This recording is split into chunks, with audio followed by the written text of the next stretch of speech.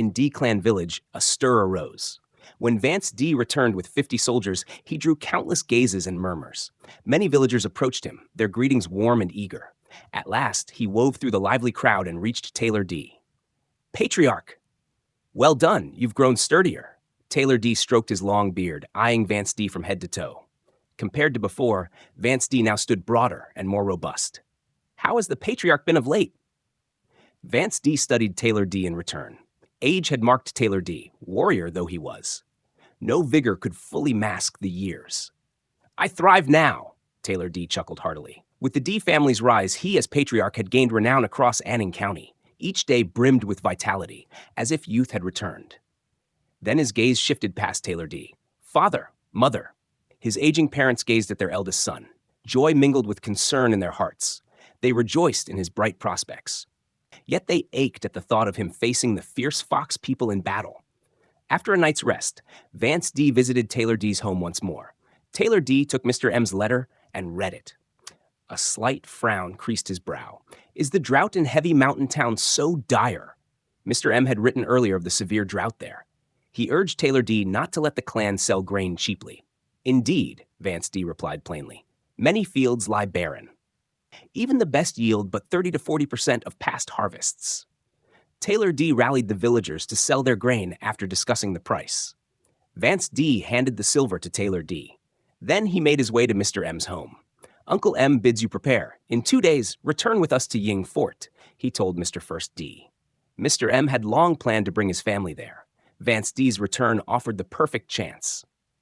Then I shall ready myself, Mr. First D replied, eagerness overtaking him. Beyond Ying Fort, another task unfolded. Mr. M guided a dozen young men along the riverbank. They dug mud to craft a charcoal kiln. Nearby lay a stack of firewood, felled from the mountain. Father, can charcoal truly be made this way? Mr. Third D watched the flames rise, curiosity stirring his voice. Indeed, Mr. M aimed to produce charcoal. Heavy Mountain Town endured long, frigid winters.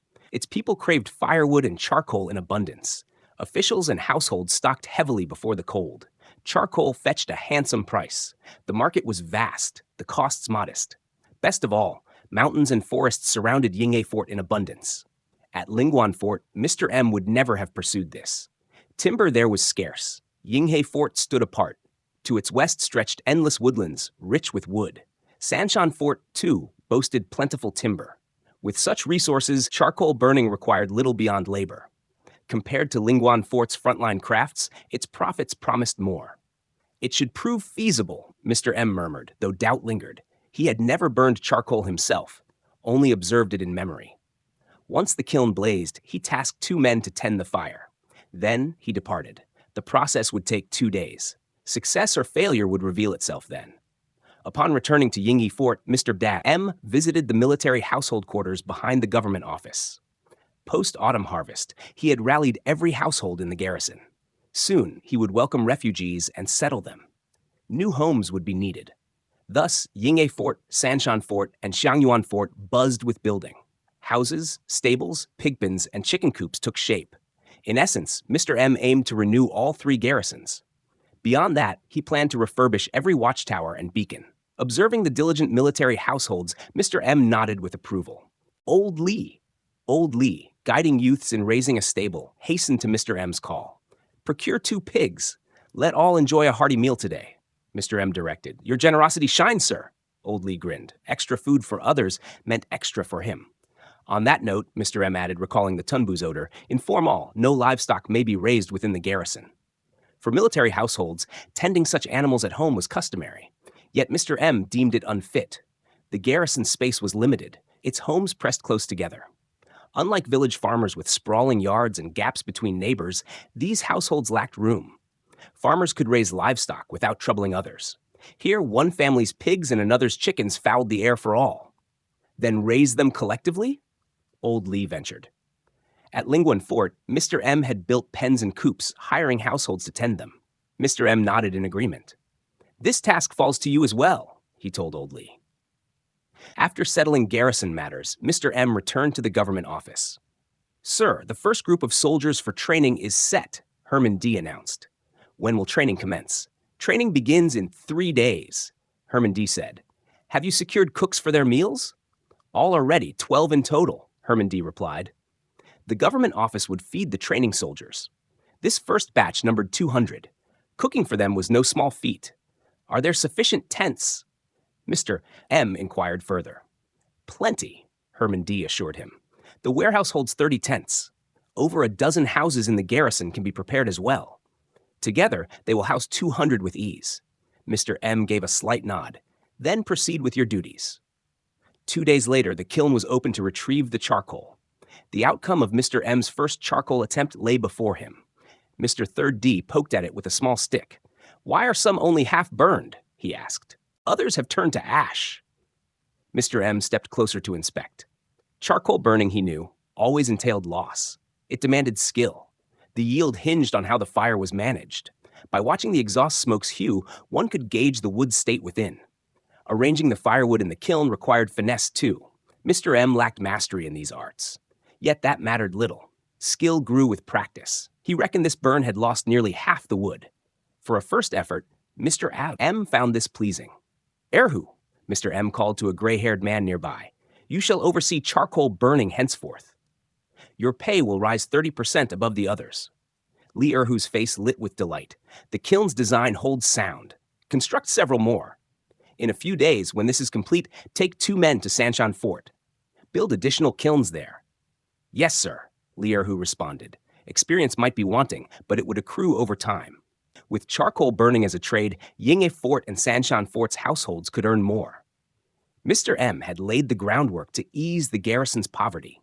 Yet he now required a merchant to sell the charcoal in the battlement. After some thought, Mr. M. chose Sean Lucas for the task.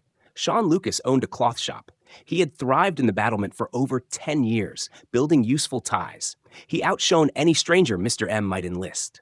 Naturally, Mr. M. would not ask Sean Lucas to work without reward. A commission would be his due. After weighing this, Mr. M. penned a letter. He tasked Mr. 3rd D with its delivery to Sean Lucas. On September 18th, a bustle arose. Soldiers from garrisons, towers, and beacons streamed into Yinghe Fort. Their arrival enlivened an already busy stronghold. Word of training had first stirred unease among them. Yet news of meals from the government office shifted their mood. Wartime rations and wages would be theirs, no battle required. Such fortune was unheard of. Thus, they arrived at Yinghe Fort with eager hearts. But once training began, their zeal faded swiftly. Mr. M.'s regimen proved grueling. Let me be clear, he bellowed. My provisions and pay come at a cost. To eat well and earn wages, you must sweat for it. Injury or death may find you in this training. I grant you wartime fare and coin. Thus, approach this as you would the battlefield. Errors will meet military law. Deserters will face a deserter's fate. On Yinghe Fort's eastern riverbank, Mr. M. paced among the ranks. He no longer led the drills himself. Yet the first day demanded his words. Kindness and rigor must balance, he held. Meals and wages were his grace. Military law was his rod. These soldiers differed from Lingguan Fort's lot. There, he had shaped refugees. Here, he faced seasoned men. Without firm reins, they might defy him. This training offers you a path to rank. First place earns a centurion's title. Second gains a trial centurion post. 3rd through 10th shall claim the rank of general flag. Your rise to rank hinges on your effort. Mr. M.'s voice rang out. On the riverbank, the soldiers buzzed with fervor. Amid the rising tide of cheers, Mr. M. departed. Silence, silence, stand firm, Herman D. and the instructors bellowed. As training loomed, a new arrival stirred Yinghe Fort. Mr. 1st D guided over 20 grain-laden carts into the fort. With him came kin and companions.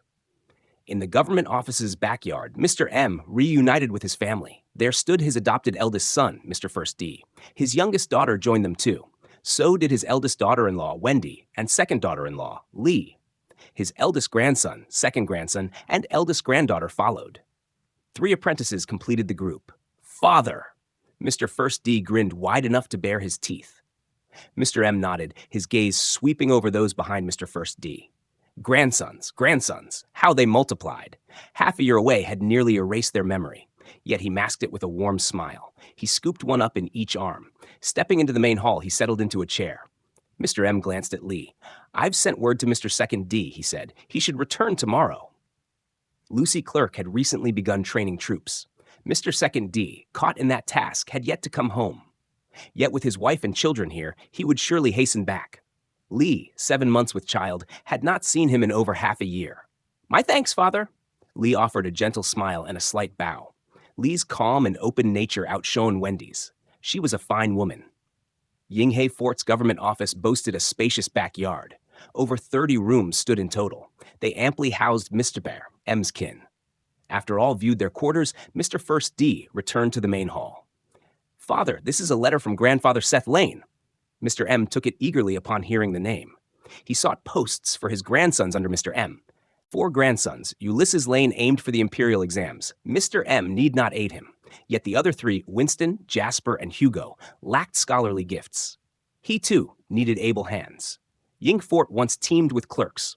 Mr. M had purged them all. Now the government office's duties fell to him and a few others. Their days grew exceedingly full. At length, he resolved to summon Winston Lane. Later, Thomas Lynn and Yuri Valentine entered. These too were his disciples. Yet Mr. M felt a pang of neglect as their master. Since joining the D family, he had taught them little. Thomas Lynn held some scholarly promise. Regrettably, studies had lagged for over half a year. The D family school stood newly built, yet Mr. M envisioned more, a grand school in Yinga Fort. It would teach soldiers to read. It would enlighten the children of military households. Literacy required only a handful of scholars.